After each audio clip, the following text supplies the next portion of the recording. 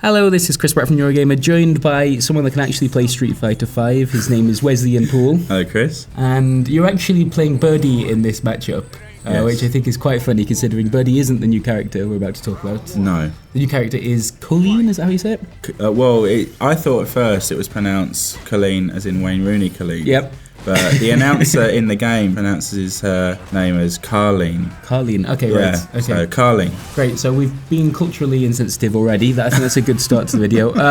Yeah, I think it's funny that you're playing as Birdie just because it means that you will let someone else that was a little bit more familiar with Colleen actually show off what she can do. Exactly, yeah. So I should point out that I'm playing here against Matt Edwards, Right. who is the fighting games community manager for Capcom UK. That suggests he can probably play fighting games. He's very good at fighting games, superb. Okay. He's actually an ex-video games journalist, Right. Who did some video game reviews for Eurogamer, Oh, fighting right, games and stuff. Well, But he's really, really good, and Okay. so he's showing off. and that's why he's kicking your ass right now. Yes. Excellent. Okay, so Colleen is apparently one of the more unique characters that the Street Fighter franchise Yeah, has definitely. seen.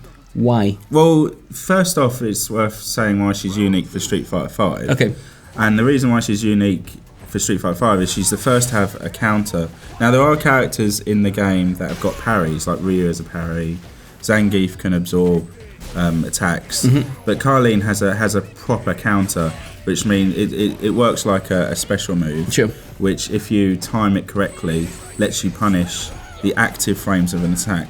The other sort of parries in the game give you the opportunity to punish because of recovery frames. I won't go into too much of the detail, but this is essentially a different way of countering that no one else in the game has. The way it works is really interesting. So you have to press the specific button from a specific range that corresponds with the button your opponent presses. Well, so it's okay. not like an automatic thing that you can do that will counter any Right. sort of move. You have to predict what your opponent's going to do, so it's not like an overpowered counter thing you're countering all day long.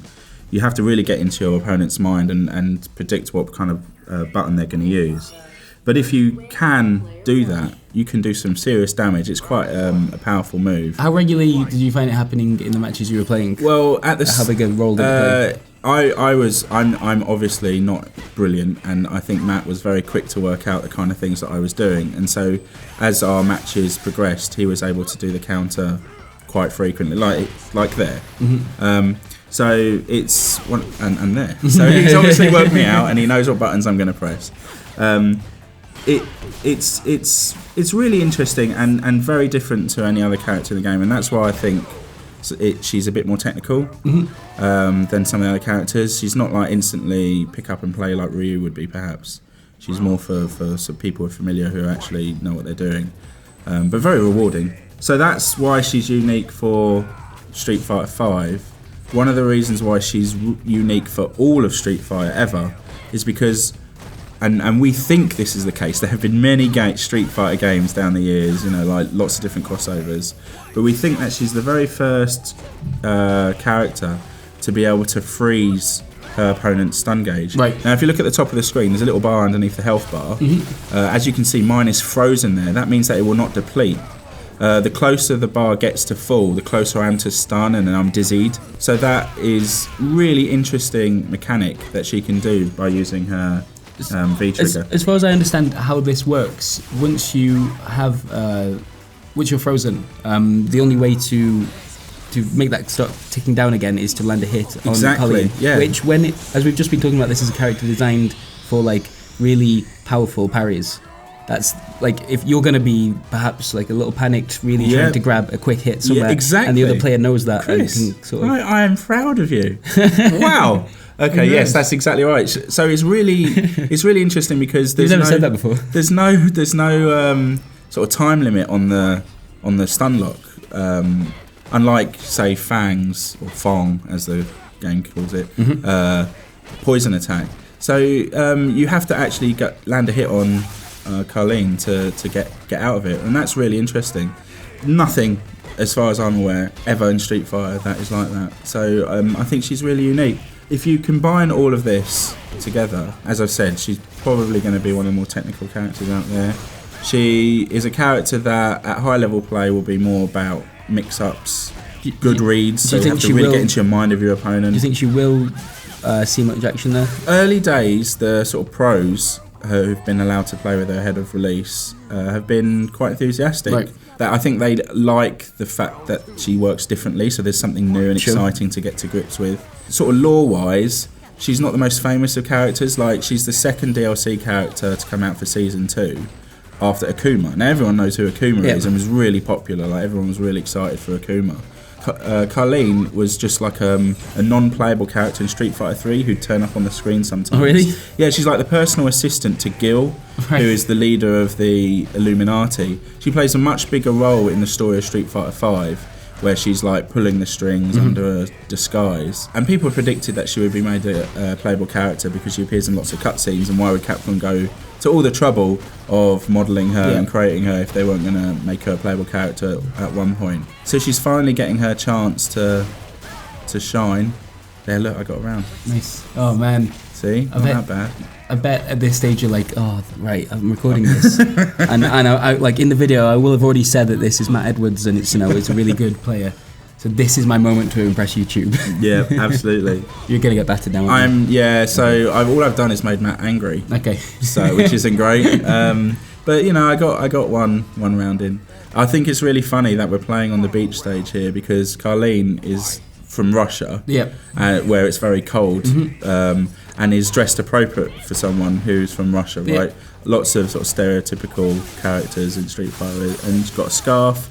Although, is it a scarf? Because there's like sort of bauble bits. I think that's a scarf. A fancy scarf. Yeah, it's an interesting scarf. Yeah, and a hat, and she's wrapped up very warm. It doesn't really fit the tropical beach scenario. No, and if you see when she wins, which she does a lot in this footage, she just decides to, fully clothed, lie down in the water. Excellent. Well, that's good. Which is funny, I think. Yep.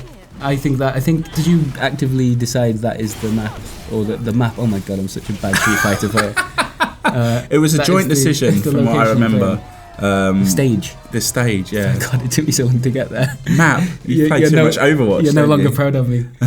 And so her sort of, I guess the hook with her is, from a sort of more basic point of view, she's got really cool ice attacks. So she can throw little ice snowball things into the air, and they'll drop down, like if you see there. Yep. Now what that does is create an interesting mix-up potential, where she could knock her opponent down, throw one of those out so it will land just as you're getting up, jump in at the same time for really interesting mix-up combo stuff. Which was happening to me quite a lot when I was playing Matt. I guess the comparison there would be a bit like the way Akuma is able to jump and do an air fireball that lands and hits his opponent just as you're jumping in. Sure. There you see I'm frozen, the stun gauge nice. Was completely frozen. It was very thoughtful of you to make sure that we had some footage of that. I wanted to demonstrate all of Kolin, and by doing that I had to let Matt win. Yes, obviously. Of course. But yeah, so overall she's a technical character, relies heavily on setups, mix-ups and resets. That's sort of a sort of high level play to get damage. She's got decent damage potential but not a huge amount.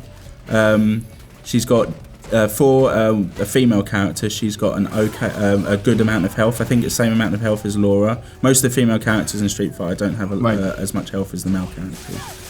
So I expect that she'll end up with some really flashy combos that will look really great in matches, competitive matches.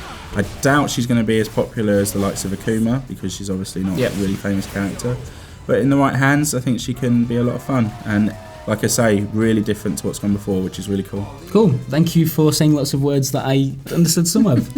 Cool. Yeah, that is Street Fighter 5's latest character, out today, right? Out today. Awesome. All right. Cheers, Wes. Cheers.